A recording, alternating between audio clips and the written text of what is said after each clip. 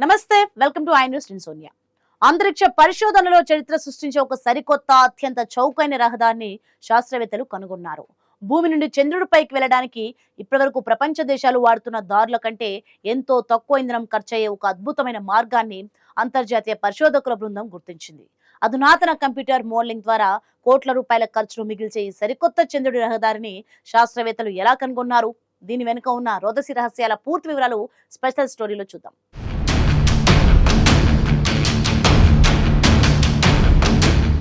అంతరిక్షంలోకి ఉపగ్రహాలను వ్యోమనౌకలను పంపడం అనేది అత్యంత ఖరీదైన వ్యవహారం. అంతరిక్ష నౌక మోసుకెళ్లే ప్రతి ఒక్క కిలోగ్రాము ఇంధనాన్ని భూమి గురుత్వాకర్షణ శక్తిని దాటించి పైకి లేపడానికి మరింత ఎక్కువ ఇంధనాన్ని మండించాల్సి వస్తుంది. అందుకే అంతరిక్ష శాస్త్రవేత్తలు, పరిశోధకులు తమ ప్రాణంలో ఒక్క చుక్క ఇంధనాన్నైనా ఎలా ఆదా చేయాలో అని రాత్రింబవళ్లు సరికొత్త దారుల కోసం వెతుకుతూనే ఉంటారు. ప్రాణ వేగంలో కొన్ని మీటర్లు ఆదా చేసినా అది ఒక్కో అంతరిక్ష ప్రయోగానికి మిలియన్ల కొద్ది డాలర్ల నిధులను మిగులుస్తుంది. ఈ క్రమంలోనే అంతర్జాతీయ పరిశోధకుల బృందం భూమికి చంద్రుడికి మధ్య అత్యంత తక్కువ ఖర్చయ్యే ఒక రహస్య మార్గాన్ని కనుగొని సరికొత్త సంచలనం సృష్టించింది. నిజానికి ఈ మార్గం ఎప్పటి నుంచో మన కళ్ల ముందే ఉన్నప్పటికీ శాస్త్రవేత్తలు దీనిని ఇప్పుడు గుర్తించారు.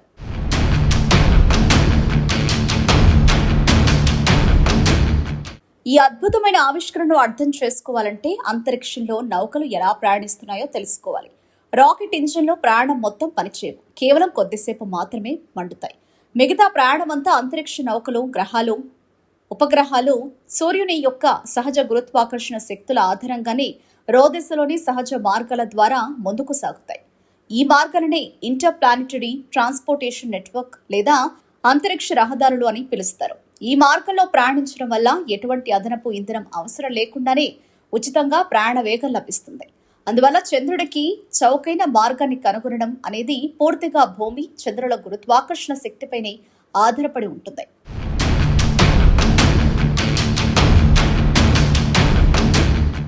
అయితే ఇప్పటి వరకు ఉన్న సాంప్రదాయ ఆలోచనల ప్రకారం చంద్రుని కక్షలోకి ప్రవేశించడానికి భూమికి అత్యంత దగ్గరగా ఉన్న మార్గాన్ని ఎంచుకోవడమే అత్యంత లాభదాయకమని అందరూ భావించేవారు.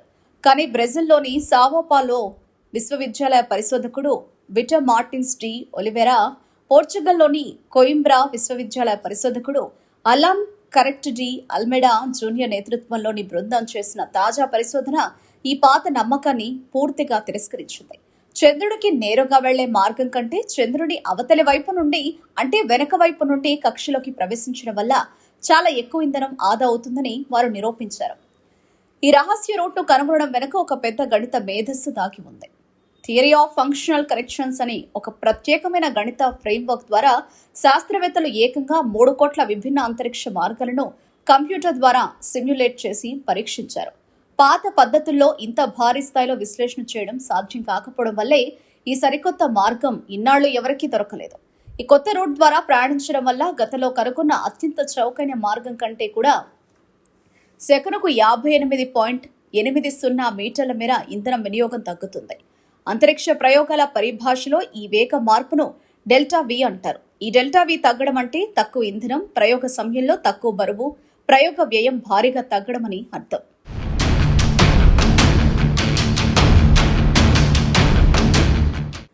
ఈ సరికొత్త మార్గం వల్ల కేవలం ఇంధనం ఆదా అవడమే కాకుండా మరొక అద్భుతమైన ప్రయోజనం కూడా ఉంది. సాధారణ మార్గాలలో వెళ్లేటప్పుడు చంద్రుడి వెనక భాగానికి నౌక వెళ్లగానే భూమితో కమ్యూనికేషన్ పూర్తిగా కట్ అయిపోతుంది. ఉదాహరణకు అమెరికా చేపట్టిన ఆర్టిమిస్ 2 ప్రయోగంలో కూడా వ్యోమనౌక చంద్రుడి వెనుకకు వెళ్లినప్పుడు భూమితో సంబంధాలు తాత్కాలికంగా తెగిపోయాయి.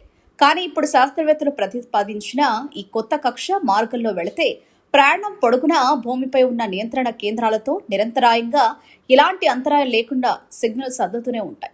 రాబోయే రోజుల్లో నాసా, ప్రైవేట్ అంతరిక్ష సంస్థలు చంద్రుడిపైకి చేపట్టబోయే వందలాది మెగా ప్రాజెక్టులకు ఈ సరికొత్త రహదారి ఒక వరప్రసాదంగా మారబోతుందని శాస్త్రవేత్తలు బలంగా నమ్ముతున్నారు.